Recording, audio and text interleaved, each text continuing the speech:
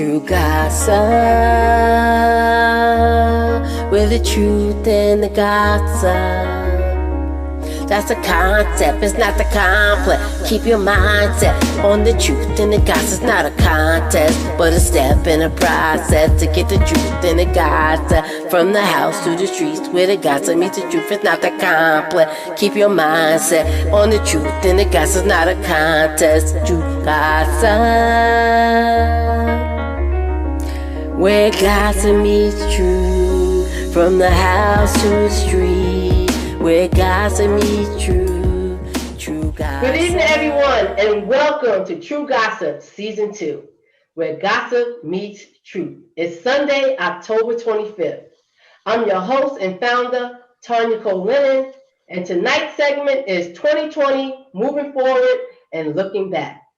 We are nearing 2020, and we are about to elect our President of the United States of America on November 3rd, 2020. It's another historical event because a woman of color is on the Democratic ticket. And if the Democrat Party wins, we will break the glass ceiling for women in the United States of America. We have a lot to talk about tonight, so let's get right to the introduction. I want to welcome back our panelists, Tajuddin Shabazz, John Kinlaw, and our two new panelists with us, which been here before, Britt Pleasure and Maria Benson. And of course, my co-host, Ramel Royal, who is the facilitator, and we are First Cousins. Hey, listen, it's good to be back. Welcome to Season 2 of True Gossip. This is the first episode. And you know what? As Tanya mentioned, it's so much to talk about. We had a planned show prepared, but Kinlaw, a Southern free thinker, he kind of threw us for a loop because he wanted to add something. And I think it's very important we bring it up. And we're going to kick it off with him. So Kinlaw, you wanted to talk about Ice Cube and his platinum plan. What are your thoughts on this, Ice Cube and the platinum plan with Donald Trump? Yeah, there's been a lot of rhetoric and back and forth going on about his participant in engaging with the Trump administration and helping to pitch this idea of this platinum plan. He has since mentioned that he talked with both parties, both the Joe Biden, his campaign, along with Trump, his campaign, and he's been very clear. Listen, I'm willing to work with anybody who's in power. You know, I just think that, you know, there has to be a time where we have to sit at the table at some point in time. It's not, if I don't get my way, then there's no way but the highway, whatever the case may be. So in this case here, a lot of people has been pushing against that, you know, saying, well, oh, Ice Cube, he sold out, he sold this and this and that third, you know, he's not with us anymore. And I disagree, you know. Steve Harvey, you know, one of the people on the initially in 2016 said, hey, listen, I went to go talk to the guy, you know. But I think what happens is when that takes place, right, it's almost like I come to one of y'all and I say, hey, listen, I got this idea, but it's between me and you. But this is something I think could really work for you and what you're trying to do, because you're in the position to do it. But instead of keeping that confidential, you take it and you try to politicize it and make it seem like, yeah, see, I got so-and-so of this, I got so-and-so in that. It rubs people the wrong way. Now they're forced to defend their stance on whatever the case may be. Steve Harvey's like, listen, I just went to go talk to the guy. I wasn't expecting to come out and do a whole full photo out with the dude after leaving the meeting with him. Same thing with Ice Cube. I think he genuinely wanted to sincerely say, hey, listen, at the end of the day, I don't care who wins, but what's in it for us? Because we keep talking about the things that are affecting the Black communities, right? And the Black Americans in this state, in this nation. However, there's nothing that has been done effectively in a very long time, okay? And when there was progress, unfortunately, the leader of that progress is either assassinated or killed or locked up, jail, whatever the case may be. So in this case of this platinum plan, $500 billion plan, whatever, supposed to help create jobs, supposed to help create business loans for Black business owners, supposed to help create other lucrative things to help close the generational gaps that has occurred within the Blacks and our counterparts, most white citizens. However, I don't think it's going to ever happen. I think it's just being politicized to buy the vote. And that's my concern, Ken Law. And I don't mean to cut you off, but I want to get to somebody else, and I want to get to Maria on this. You know, I listened to what Ken Law said, and obviously he spent some time on that and gave us some real thought. And me personally, I have my other opinion. I have a different opinion on it. But I want to know from you, Maria, do you think that what Ice Cube was trying to do, is it a positive thing? Is it negative? And is the timing of the introduction of this whole Ice Cube program? That's what I'm trying to say. I mean, now, tell me what you feel on that. It's positive. Don't get me wrong. It's positive. Anything that's going to help us, our culture, the community is going to help us. I'm all for it. But his timing was kind of wrong. Yo, LeBron done spoke up. Cardi B, she's been speaking up politically, and she's not even, really out there. Well, she is, but you know what I'm saying? She's not really a person that you would think. But he's been in the game for so long. He used to rap about it. And you wait until now. What are you getting out of it?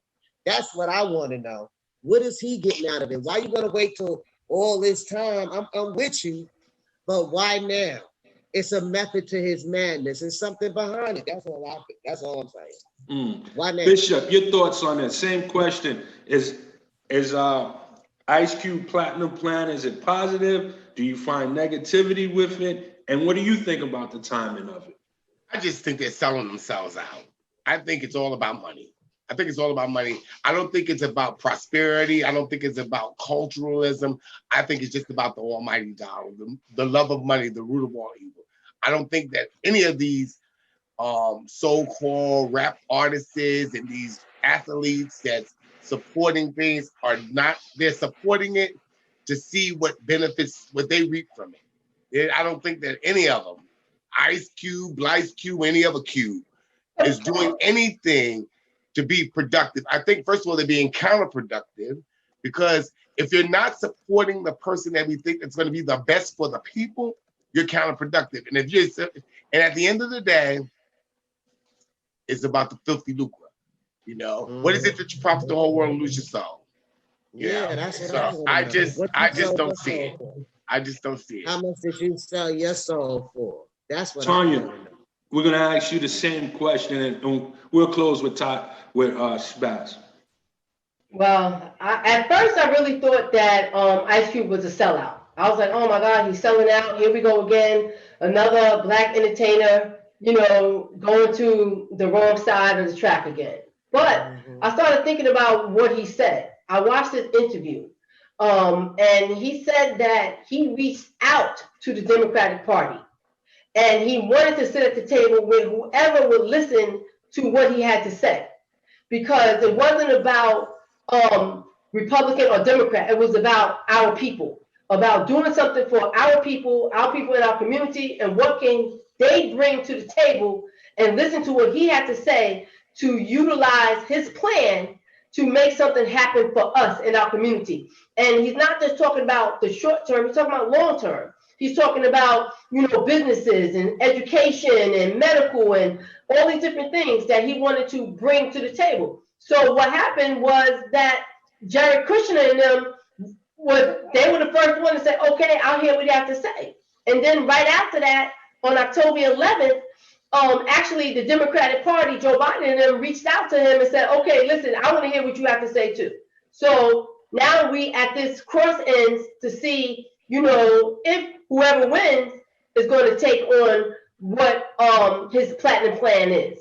So I don't think he was out. I think that he was trying to bring something, and in people's eyes, it might be, hey, listen, he waited too long. He had a platform a long time ago. Why didn't he come and say something? But and also, did he go to Biden, or did he just go to Trump? He went to both. He reached out to both. He went to the Democratic Party first, and they never got back to him. They got back to him after he sat with the Republican Party. Okay. And I'm gonna leave it at that. Let's get Tajuddin's thoughts on this. What are your thoughts, Tajuddin? Yo, peace. I'm looking at it as I knew Ice Cube back in the 90s, and he was very conscious back then. He had sat with Mr. Farrakhan and Dr. Khalid Muhammad, so he had some consciousness. But I'm looking at the whole thing is a lot of times these entertainers, rappers, or whatever, they're like Pharaoh's magicians. They entertainers. So therefore, shouldn't be they going to them. These candidates or these parties should be coming to the leaders in groups and meeting at a council to discuss things like that. A rapper really doesn't speak for the people. So that's how I'm looking at it is these candidates should be coming to the leaders of our groups and come and the leaders that we have, we need to come with a black agenda to present to them when they come for us instead of us going to them. That's like Lazarus sitting at the foot of at the table of the rich man. They should be coming to us instead of us going to them. I gotta add something to that.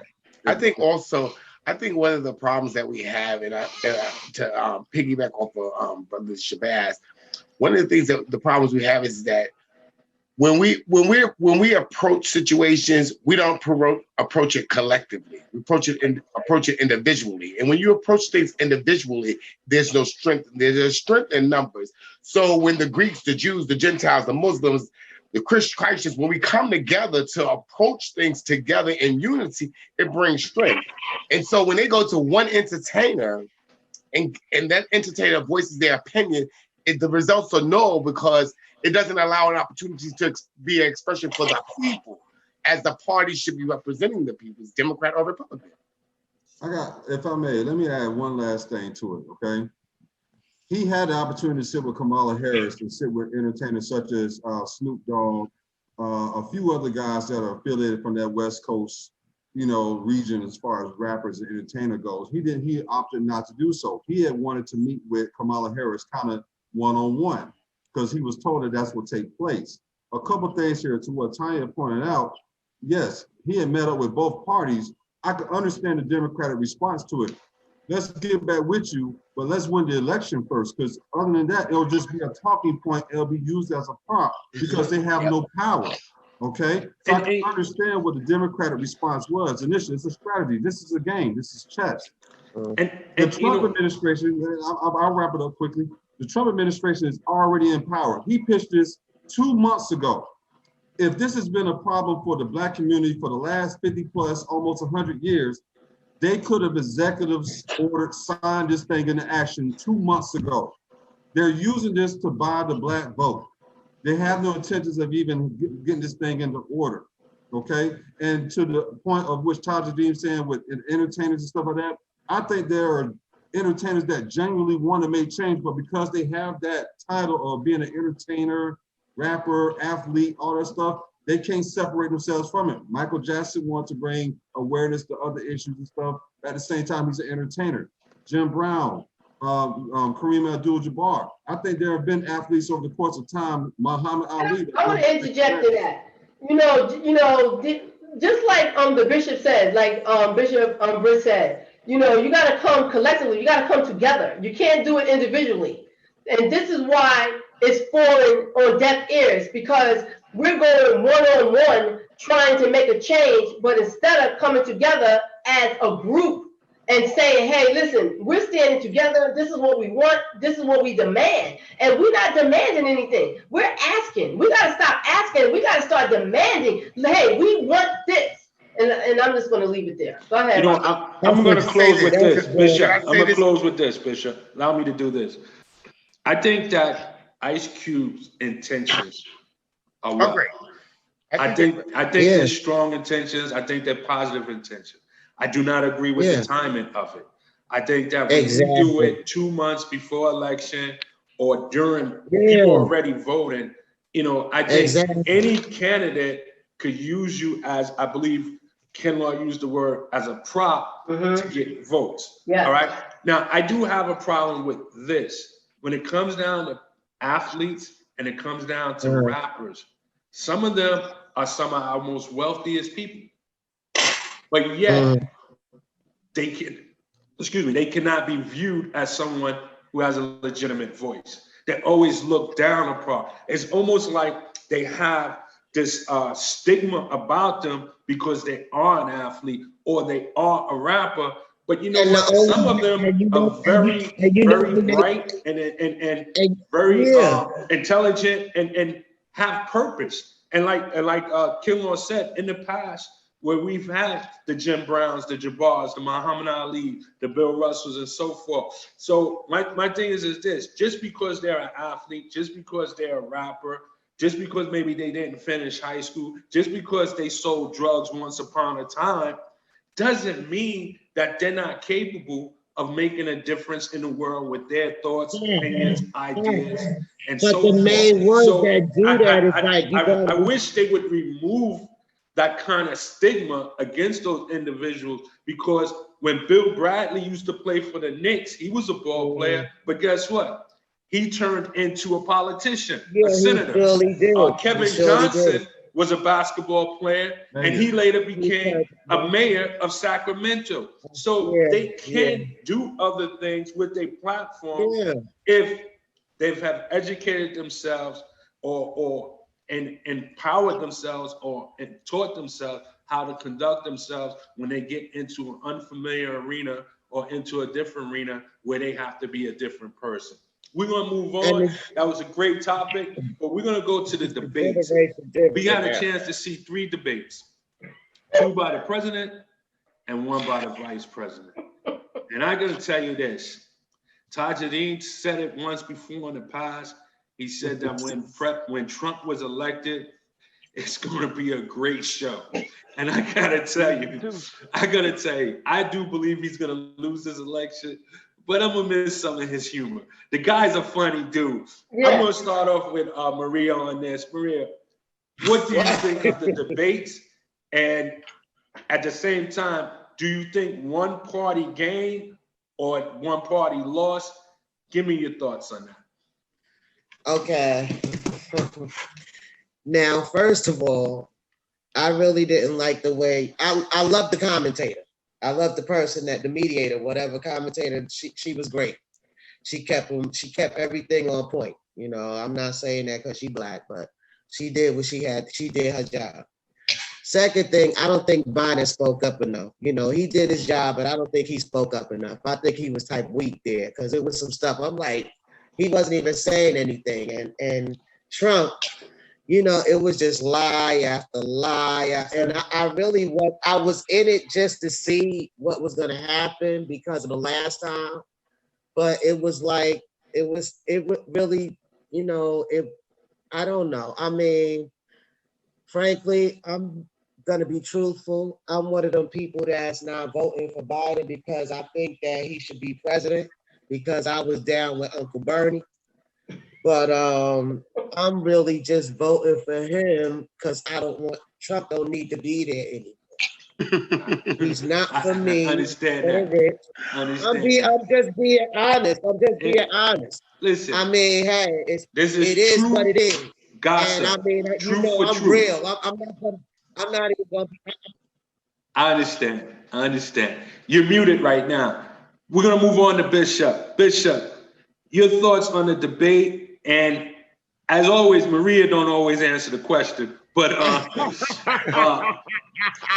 do you think anybody gained? Did you think any party gained any voters? And did you think a party lost any voters? Well, first I want to say this.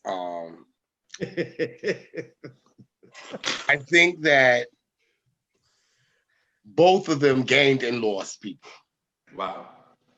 Both of them gained and lost people. Because at the end of the day, when you look at the characters or the reputations of the individuals that were there, none of them really ever answered any of the questions that were on the panel. Mm-hmm. The other one is that the Orange Man was a clown all the way around. He acted so immature that he lost the focus group that he could have had which he didn't address about the issues of, he didn't address anything about the children, about mothers and losing their children at all. He didn't answer none of that. He evaded every question that was asked because he really didn't have a political correct answer for it. He lied the whole time he was talking. So he lost quite a few people. But then on the other hand, Biden lost quite a few people because he didn't push as hard as he should have to show his consistency of what he believes that could have happened to make him a better president. I will say this. Their closing statements in the last debate when he said, what would you say in your inauguration?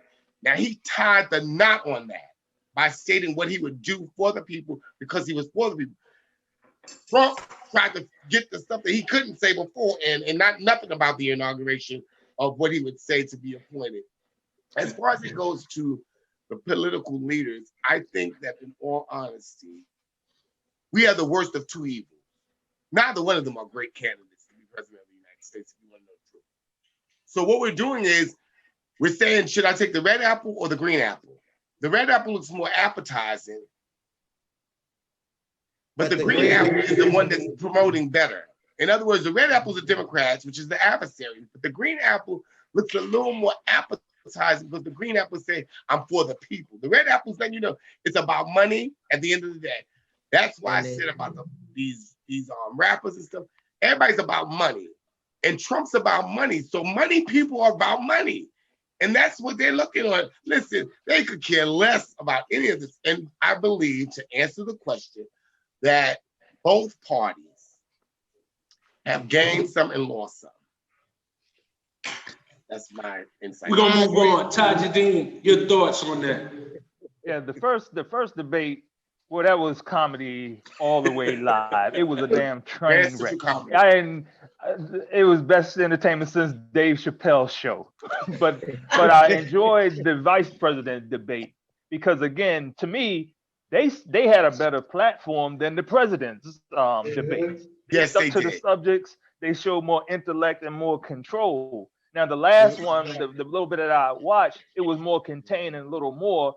But again, to me, it seems like, and maybe my perspective is, people are already set on who they're going to vote for. So I don't think the debates are going to either sway it one way or another. But I think people are really concentrating more on the vice presidents than really the presidents now.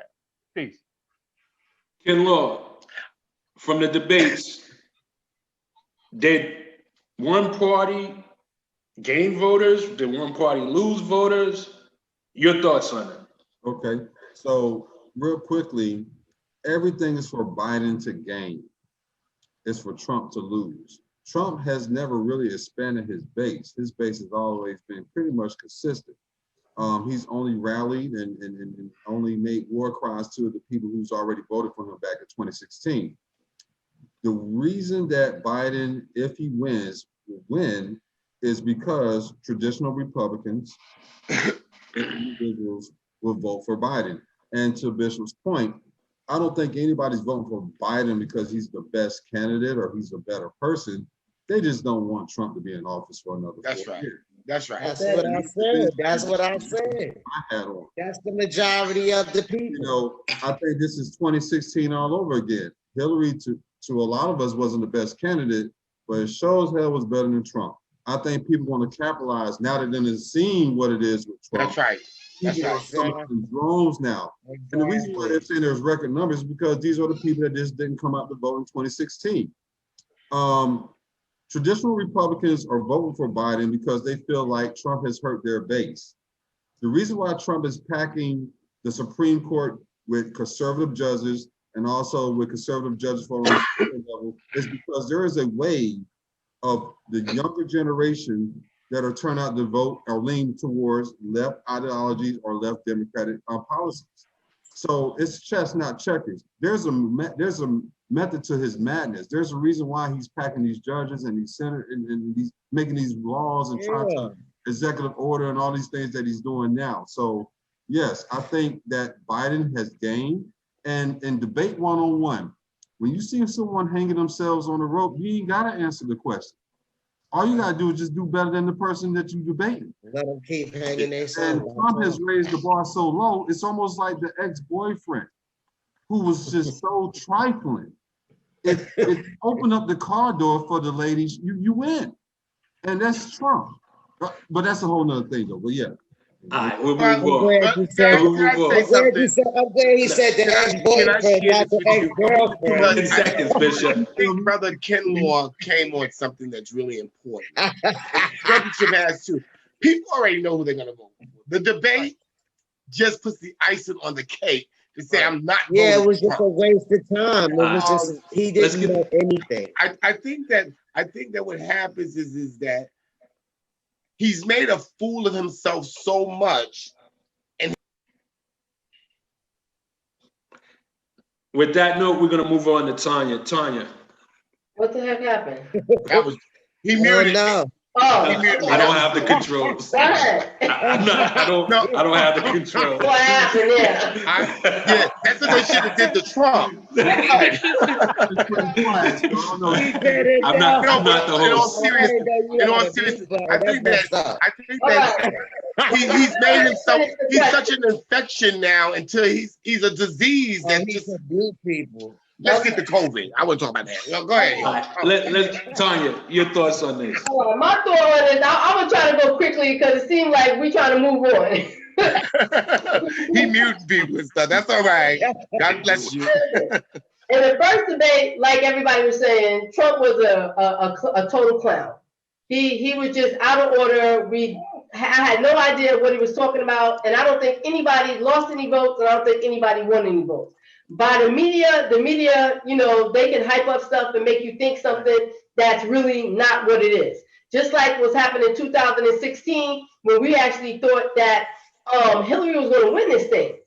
But in actuality, the underdog came in and swept the rug right underneath her. So this thing could go anyway. We don't know because of the electoral votes. You know, I was thinking that same thing. You know, we don't know. The person can get the popular votes, but if they're not getting the popular votes in the states that they need, the underdog is going to win, and Trump is the underdog at this time. The other thing is, I feel that Biden is running on Obama. I mean, I don't hear anything that he's talking about basically of his own. He's talking about taking Obamacare and making it Biden-care. I mean, come on, really? You can't get original? You know, and like I said, I'm probably going to vote for him anyway because I don't want Trump. But thank you. Let me say something real quick. Other people that you can vote for. That's the majority. That's the majority. We the website of the presidential candidates. There's a bunch of other people on the ticket that you can vote for, and you don't have to vote for a Democrat or Republican. There's other people that you can vote for. But you know what? Let me finish. But like I said, he's riding on the coat train. But Trump's about money and about the stock market and things of that nature. And the reason why people that are rich or have good businesses are voting for him because last year and this year they made a lot of money because of the tax break. Even middle class working people like us who started a business because they seen prosperity in their business and they was able to cut those taxes and have some gain. That's the reason why they voting for Trump. They're not voting for Trump because of policies and procedure.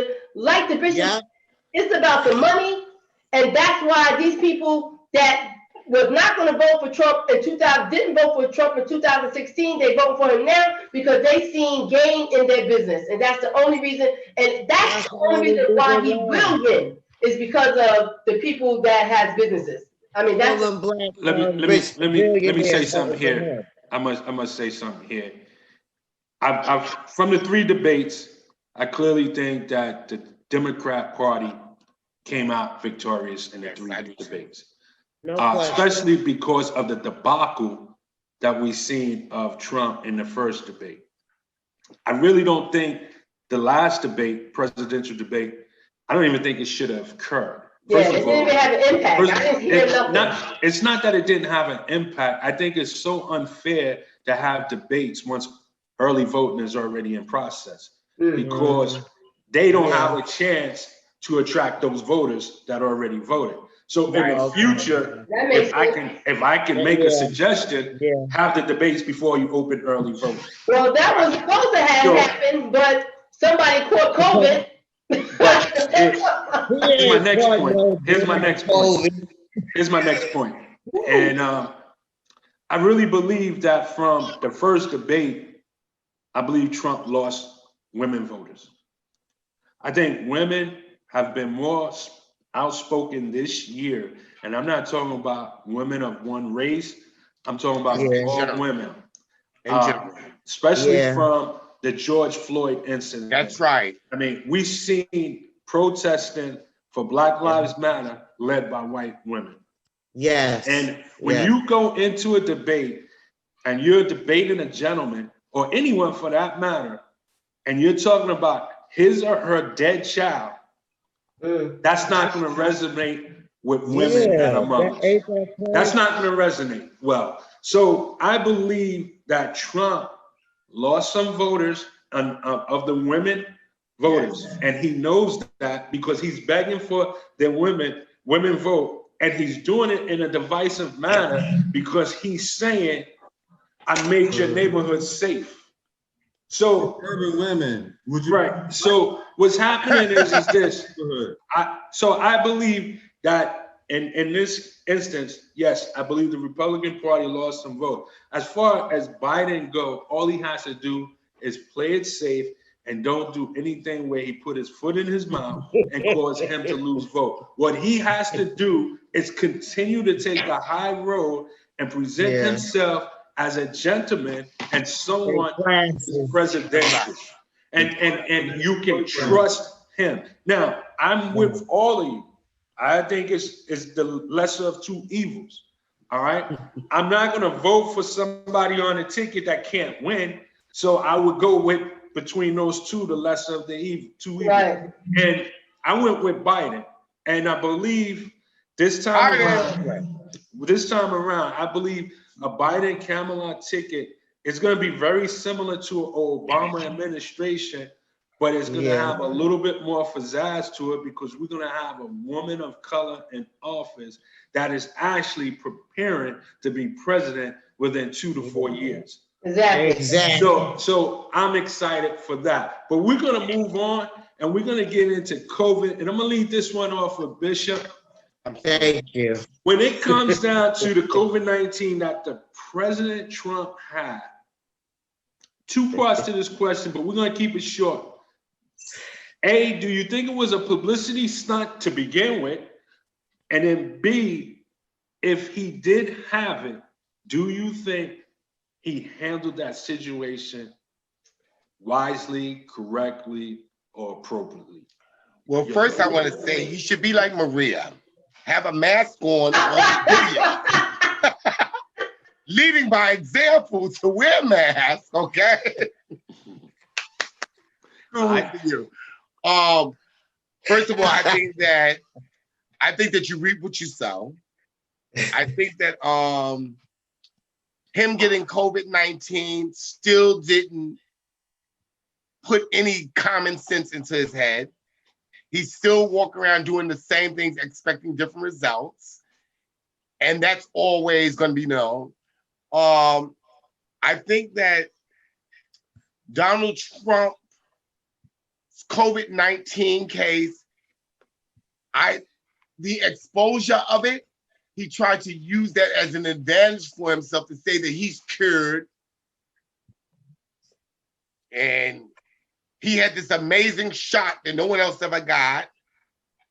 But yet and still, more people in his party are still getting COVID-19.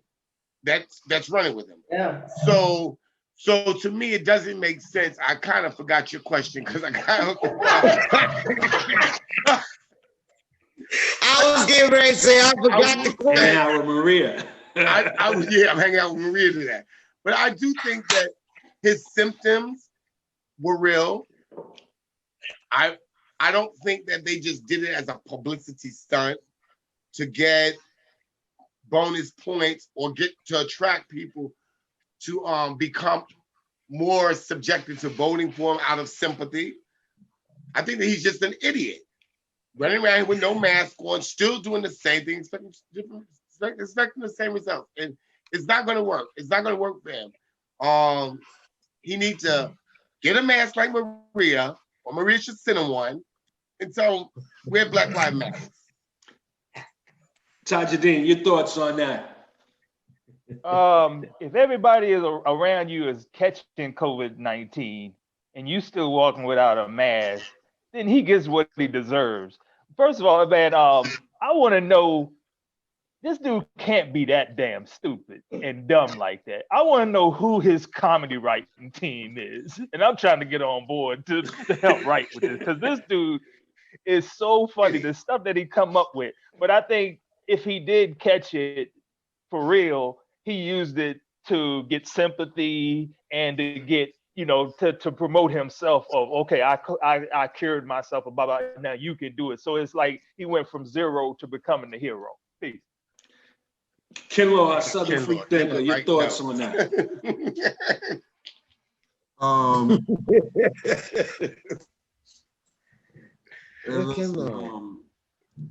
there you go. He did it. Oh, he's quiet. This was a scam. This was a setup.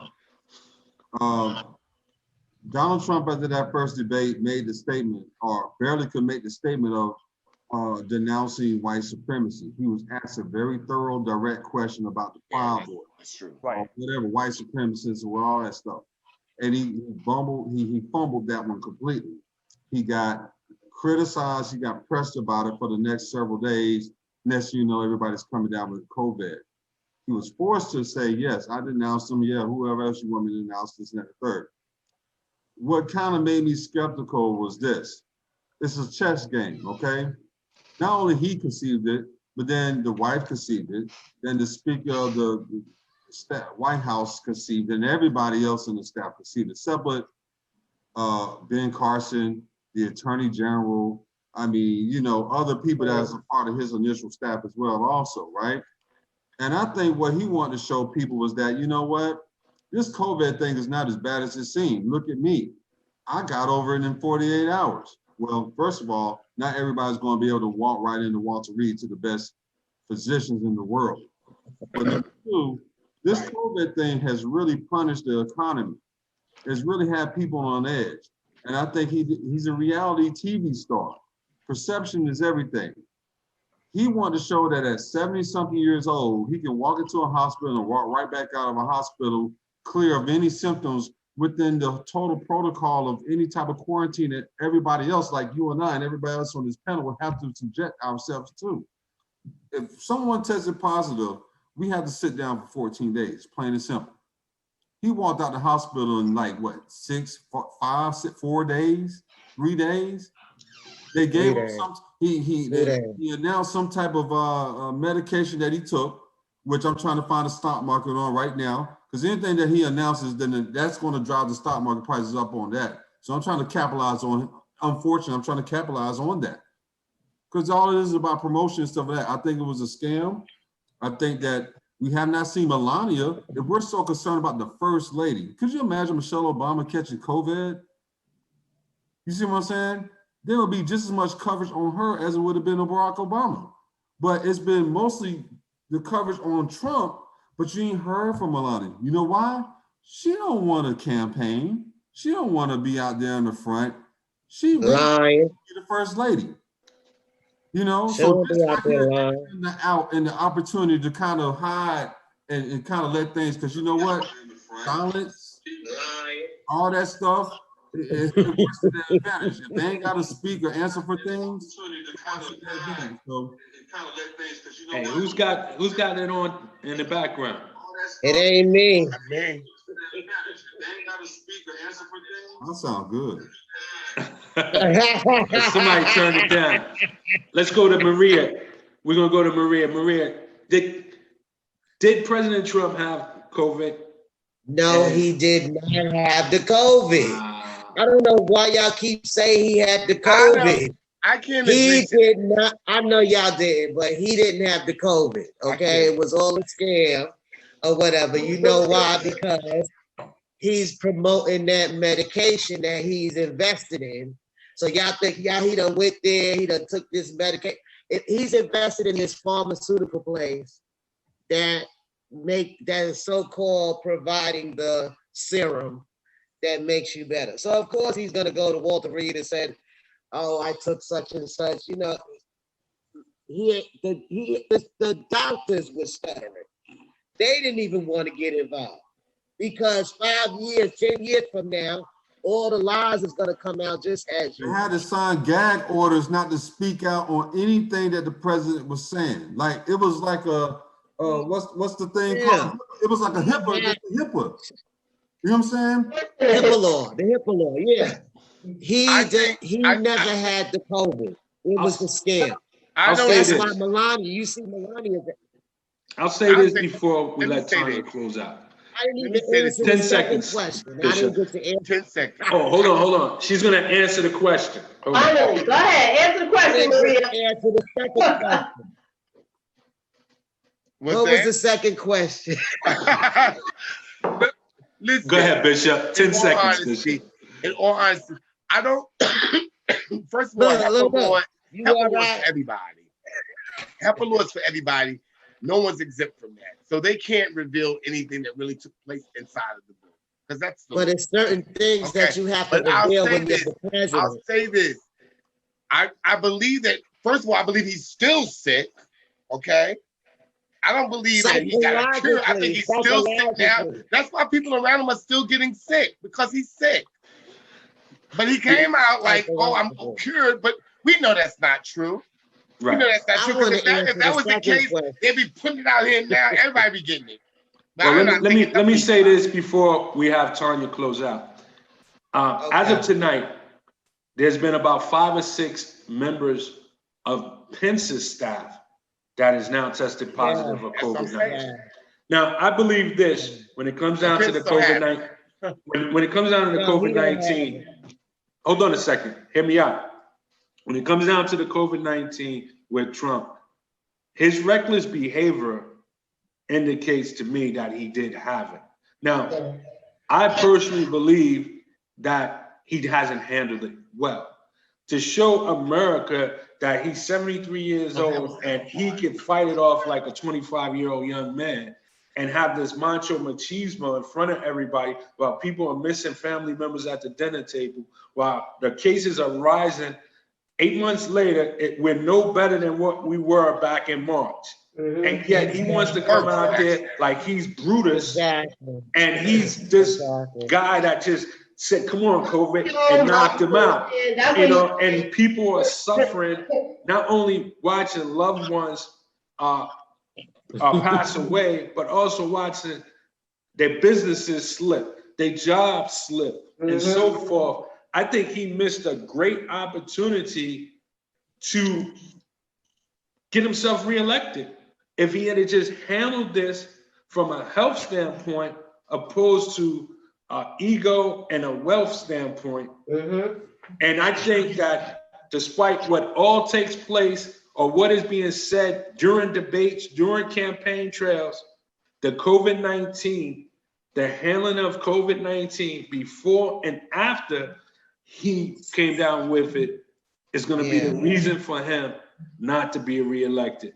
Tony, close us out on this subject. Yeah, I'm going to say it like this. I don't think, well, it became a stunt, but I believe that he actually had COVID. I can't see that, you know, all these doctors and all these people are going to put their licenses and things on the line and their reputation on the line, you know, to say that this man had COVID. I believe he had it. I believe that he had the medication that was able to help him come through it a little faster. I still believe that he was not totally well when he went out on the campaign, but I believe that he had COVID. And I believe that if he would have humbled himself, he would be able to win this election. But because he didn't come out and he didn't humble himself, and he couldn't even say, you know what, I messed up. You know, this stuff is real. Put on your mask, do the social distancing, and you know what? Let's try to win this election, and let me help you guys get the health care that you need, because we all going to have that had COVID, going to have pre-existing conditions. But he didn't do that. So first of all, he didn't humble himself. He was sick. He didn't handle it well. It became a stunt, and now he was in Florida with the in Titus. It was the Titusville or the Villages where all the senior citizens are, and all these people was out there without masks on, and they were all 65 and older. So now we're going to see another pandemic, a spike in the villages of Florida because this man, he just can't humble himself and say, hey, put on these masks and let's beat this thing. But that's where I'm gonna leave it. So we got two topics left, and on this topic here, just a quick minute as we go around the room.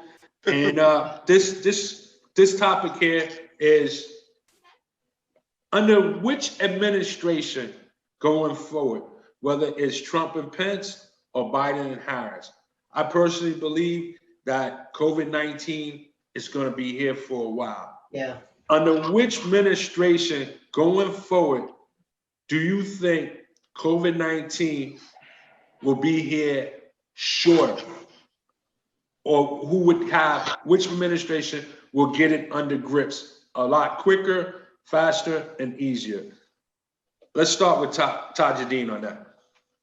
I think the Biden-Harris party would they show more of a human side and a more concerned side towards it. So I think that would be the better choice. Trump would do it because it's business. He's business minded, but we need a human side. We need someone that actually shows genuine concern about the citizens of the United States. Peace. Kenlo? It's going to be Biden-Harris, and that's because Biden will probably go to the extremes of shutting down the country again. Trump is going to choose the economy over well-being of humans. I think that the Biden-Harris campaign will try to nip this thing down to the bud and try to really cause a decrease in the progression of this disease or infection.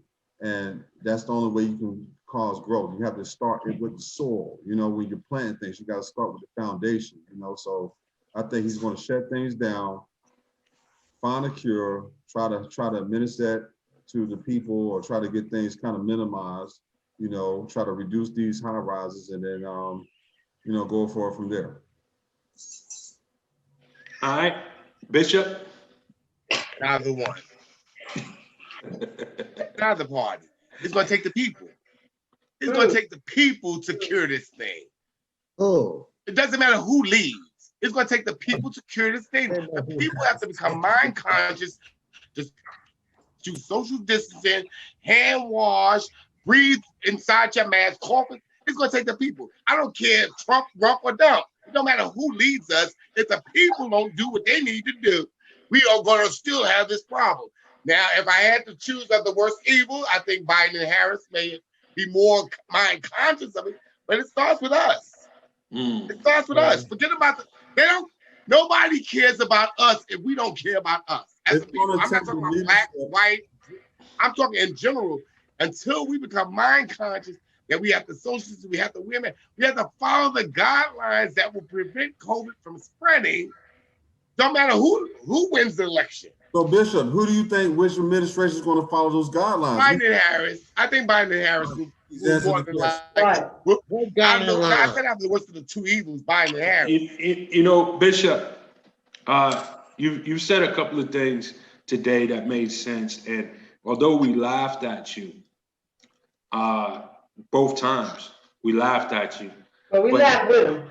But we laughed with you, yeah. We laughed with you. But you said two things today going forward makes a lot of sense. And, first thing you said was you got to be like Maria and wear a mask and lead by example.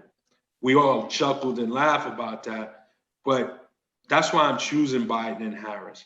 And the other thing that you said was it doesn't matter who's in office, it's about the people.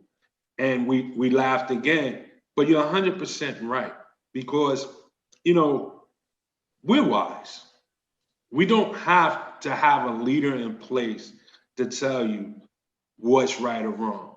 I had an argument with somebody recently, a debate, I should say, and to me, a mask is no different than wearing a seatbelt. They serve the same purpose. They can save a life. they can Wait a prevent some minute, kind wait a of minute. harm. On that They note, can prevent some wait, kind wait, of wait. harm. On that note, on November 1st, you have to start wearing your seatbelt in the back seat. I just want to make that point. Okay, On fair November enough. 1st. So my thing is that I'm going with the Biden-Harris, and the reason why I saved the ladies for last on this is because, you know, part of the problem we have with the country is that every time we elect somebody, nobody wants to clean up anything. And all men do in life is straighten things out. We don't clean nothing. We straighten it out. If there's a pile on the table, we told to clean the table. We're just going to straighten up that pile, make it neat, put it in the center of the table, and make sure nothing else is on the table.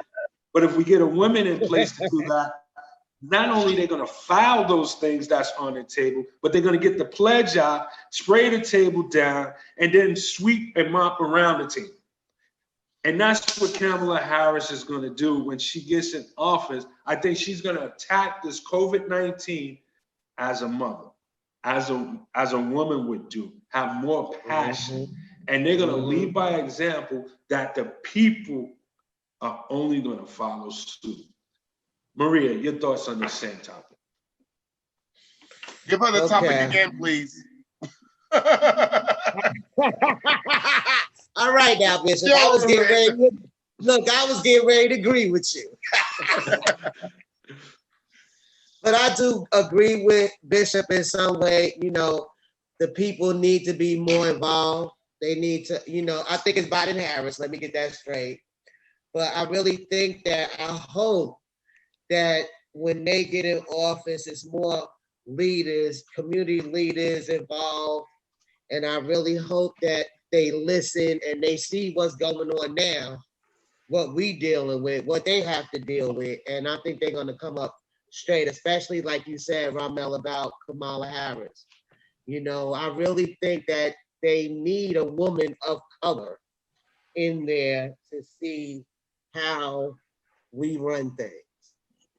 All right. And Tanya, I close really us think out that on this. he's gonna do You it. finished, Maria? Oh, okay. No, but Ramel was like trying to close us I out. wasn't sure if she was finished or not. I thought she was finished. She answered the question for once. Well, I'm gonna say it like this. You know, I'm gonna agree with Bishop. You know, it's gonna take the people to be able to actually make take the people in office accountable for what's going on. Like they said, social distance, all that other stuff, you know, it'll make a difference, but we have to make the people that's in office, we have to make them accountable. You know, they say all these things, what they're gonna do prior to them getting to office, but when they get there, they don't do none of the stuff that they say that they're gonna do. And that's because we, the people, are not making them accountable. We don't go out, we don't petition, we don't go out to the lower legislations and push push things through. We just let them run the country, and we're supposed to be actually running the country. We allow them to do what they're doing. But I don't know what happened when Trump got in office. I don't know how, you know, they allowed this man just to run amok up in there and nobody said nothing.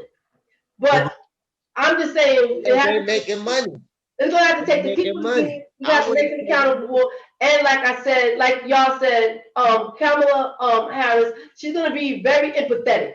She's gonna be able to look at the other side of things and see, you know, hey, this could have been me. That could have been my child. That could have been, you know, and that's what it takes. It takes empathy to be able to make a change. Because if you can't see yourself in that situation, you're not gonna see any reason to make change. And Trump does not have empathetic bone in his body, and he can't see it being him. Even with his family catching COVID, even with the people around him getting COVID, he still can't empathize with people losing their family members and friends around him. And he lost his friend, and he still haven't seen anything. But like Bishop said, it's going to take the people to be able to make a change, and we're going to have to do it as a whole. And on this last topic, let me say this to Tanya. Tanya, Barron got paid an extra $10,000 toward his allowance to play like he had the COVID. Now go ahead, Ramel. Listen, this last topic, I'm gonna lead us off because I'm gonna tell you, I'm not sure of the words that is fitting for this, but I'm bothered by it. You know, the question is gonna be, should Ben Crump, the attorney, Ben Crump, should he be the one that's always representing the black families that are suffering from some kind of racial injustice or police shooting? Because me personally, man, I respect the man trying to make a difference, but I haven't seen anything he's won. I mean, every time I look, yes, he brings awareness to the situation, he brings awareness to the occurrence, but I mean, just recently, the police officer that was responsible for the death of George Floyd just had third-degree murder dropped from his case by the judge. That's So crazy. I'm not sure what has he accomplished. Maybe somebody, I'm missing something. Maybe one of y'all can enlighten me. But to me, it seemed like he's run himself thin. He's all over the place, but yet he's not finishing the job. And I just hope that there's another attorney out there that can step up and maybe lend a hand or take him by the hand, and maybe they do it together and get some results at the end, because I'm not seeing anything. I mean, your thoughts on that, Tajadine? What do you think about Ben Crump?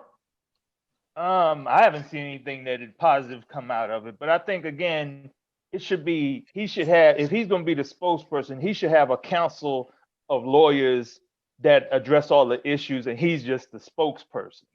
You know, he shouldn't be, if he's going to be the voice, he should be backed by a council of lawyers that he's the spokesperson. That's how I see him. But I haven't seen anything good. He does have a council of lawyers. He actually gives other lawyers to come out and talk about some of the cases or whatever, and he has a team, and they say, this is the team that's going to be representing this person, whatever. But I'm sorry I jumped in there, but I just want to say I don't really know Ben Crump. I just seen him coming out with Trayvon Martin and all that other stuff, and like Ramel said, I don't see nothing that he's done. I have not seen no change, and I do think that we need somebody else to be a representative for the black community. He's a great activist, but I don't see nothing happening because nobody's won nothing. Right. So I didn't even know he had a damn team. That shows Yeah, improvement right there. He does. He actually does. I know. Ken But Law, they Southern need Freak. That's what they need. Your thoughts, Ken Law? So I got a chance to see Ben Crump in person a few years back. That case took place down here in Birmingham, Alabama, where the kid got shot at the mall doing Thanksgiving. Some little squabble he had, and he pulled a gun, shots his lead off, and he ended up getting shot by an undercover cop, because obviously during the holidays, you got a lot of activity that takes place at different venues and stuff like that. That case is still impending, but chances are that cop is going to walk, because the reason why they try to make a case of it is because it appears as though the kid was shot in the back. He has a private jet to make it to all these different destinations within days' time. And to answer your question, though, I'm sorry. I really think that he is a person that has a platform to drive enough attention to the case in order to for a civil suit. The same thing's going to probably happen with George Floyd. The same thing that happened with Stephon Clark out there in San Francisco, that area, and they made the brother kind of shut up, because the brother called him out. He's like, "Yo, the NAACP is out here, Al Sharpton here, all these people here, but we know why. It's for the money." You know what I'm saying? The NAACP, I don't think is what it was. Okay. It's all about money and what can be driven. Like Bishop said, it's about the money. If you want to talk about the money dollar, talk to Al Sharpton, talk to Jesse Jackson's. And that's the reason why we don't have another Martin Luther King or a Malcolm X, because those guys couldn't get paid off. Martin Luther King died not a wealthy man. He was wealthy amongst the people, but he did not have funds and finances. center is creating wealth and funds and finances, but other than that, he didn't die a very wealthy man when it came to finances. Same thing with Malcolm X, you know? And so these other political leaders that came in behind him were being paid capitalized off. They got them in political positions and other things and stuff like that, and they was able to kind of live life as old. Trump is capitalizing on the bag. Breonna Taylor, you know, got the largest settlement in the state of Kentucky for $12 million ever. So they did that, but they're sweeping all the other evidence underneath the rug. Now, I'm gonna be on the lookout for this Arbery case that's going to be happening in Georgia. Absolutely. And chances are they're going to do their best to try to figure out how they can settle that down. And you know, I'm glad you brought that up, because to me, that's more similar to the Trayvon Martin case.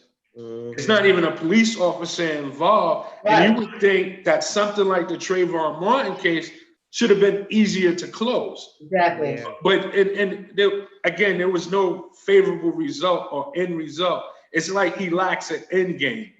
Maria, your thoughts on this? No, he gets hold on real quick, Maria. The end game is for him to get the civil suit, to get the lawsuit, instead of the jail time. Right. Settlement. Right. Because he gets paid off of that. Exactly. Because in the Breonna Taylor situation, he's doing it pro bono. He's not so many people are named Maria right now.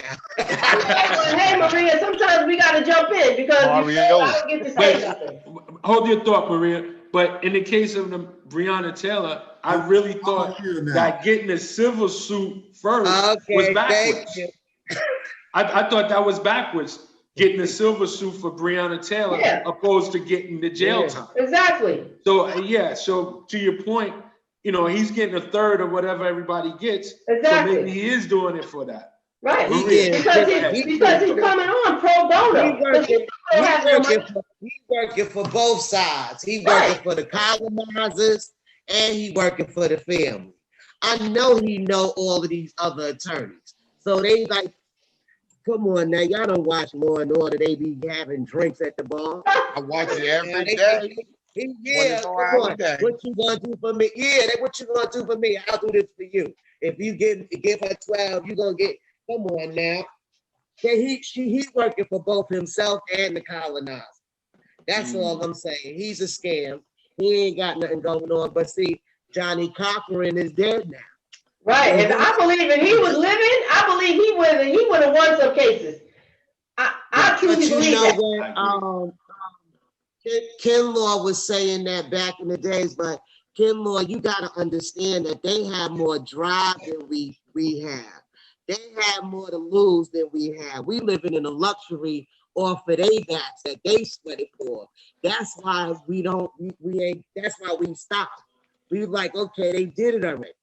They done marched, we done got the vote, they done did all of that. Now we just sitting back chilling and just letting them do whatever. They have more drive back in the day. These guys, but that drive is gone. They got that drive is gone. That Malcolm X, Martin Luther King, all of that. That's that. We don't have I don't know no one, black person or leader that has the drive. Okay, I'm sorry. No, but did I ask the question? You did great.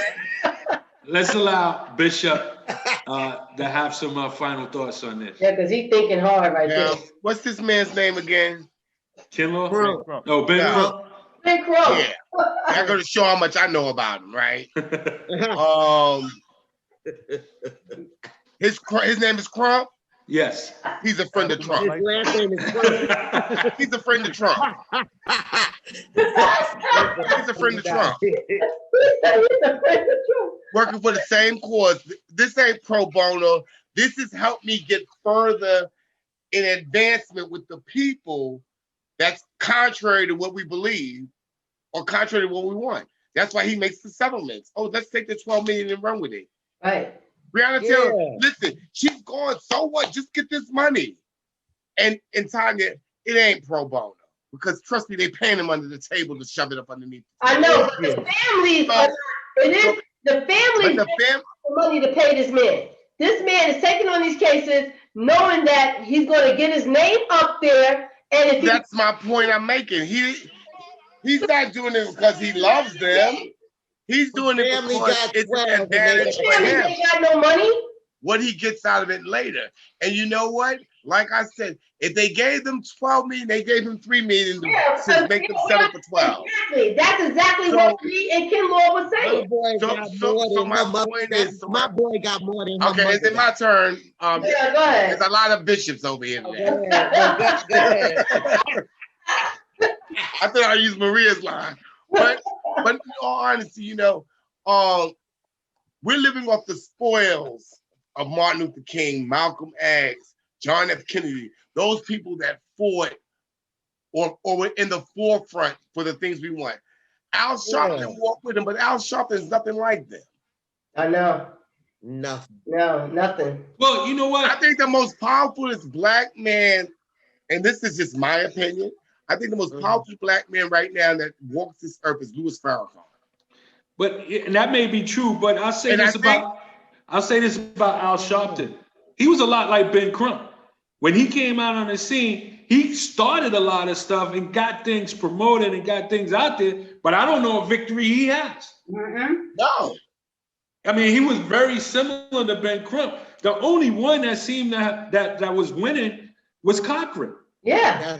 That was the only one. Yeah. He was winning. He got OJ the glove. I would say that's the glove. I mean, he got Snoop Dogg out for murder. If it don't fit, you can't commit. I don't know if it's true now, but I'll put that conspiracy theory out there because this man was powerful and he was getting people off.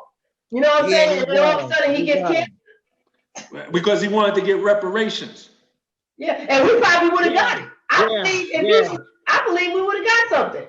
Yeah, they always kill them off somehow. Well, this Trump guy, Trump, we need to dump.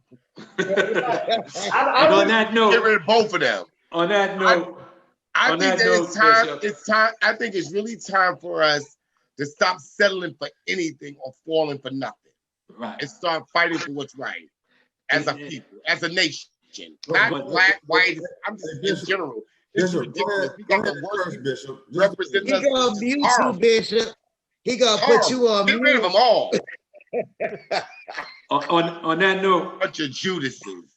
On that note, I like to say, for an opening show for the second season, this has been a great show. They got Romeo. We definitely had some fun, and I appreciate all of you being on. And look forward to the next episode. But this was definitely filled with some humor, some thought-provoking, and it just you all brought it. So I'm gonna pass it on to our host so she can close us out. And like I said, this was a great show. Tanya, let's take us out. Hey guys, thank you for True Gossip second season. Stay tuned for episode 2. If you have not heard of us or seen us, go to YouTube, listen to us on Spotify or iTunes and any other platform that you love listening to your shows on. This is True Gossip, where gossip meets truth. Peace out. Peace and blessings. Keep your mindset on the truth, and the gossip's not a contest. True gossip.